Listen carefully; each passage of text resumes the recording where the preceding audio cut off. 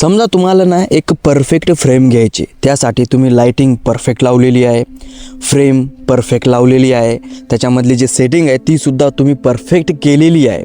आता सगळं काही ओके आहे आणि तुम्हाला जी फ्रेम घ्यायची आहे ती फ्रेम एका व्यक्तीची आहे. त्याला थोडीशी ॲक्टिंग करायची त्याच्यामध्ये आणि त्या व्यक्तीला बोलवतात, ती व्यक्ती ॲक्टिंग करते आणि निघून जाते. तुमची फ्रेम रेकॉर्ड होते.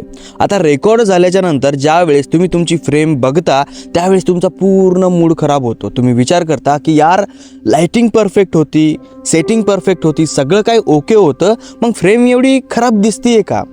तर त्यावेळेस त्या फ्रेममध्ये ज्या व्यक्तीची तुम्ही शूट करत होते त्या व्यक्तीची जी ॲक्टिंग आहे ना ती थोडी व्यवस्थित नव्हती. त्या कारणामुळे तुमची जी फ्रेम आहे ना ती पूर्णपणे बिघडलेली असते. तर ही चुकी काही जणांकडून होते. बघा, तुम्हाला मी एक नाव सांगतो, डॅनियल डे-लेविस. आता हे नाव मला बरोबर घेता नाही आलं का घेता आलं हे मला माहिती नाही, कारण माझी इंग्लिश फार कच्ची आहे. तर हा एक ॲक्टर आहे आणि या ॲक्टरनं 3 बेस्ट ॲक्टर ऑस्कर जिंकलेले आहेत. ऑस्कर जिंकणं काय मजाकची गोष्ट नाही. आणि हा जो ॲक्टर आहे ना ज्यावेळेस ॲक्टिंग करतो त्यावेळेस त्याच्या रोलमध्ये जेव्हा तो घुसतो आणि रोल झाल्याच्या नंतर जेव्हा दुसरा टेक होतो ना, मदत गॅप असतो, त्याच्यात पण तो त्या रोलमध्ये राहतो.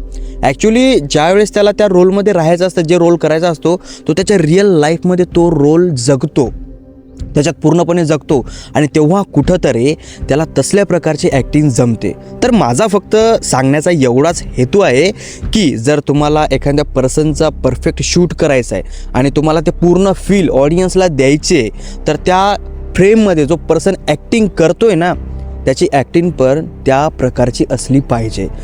मला जे सांगायचे ते जर तुम्हाला समजलं तर या व्हिडिओला लाईक करा, आपल्या पेजला फॉलो करा.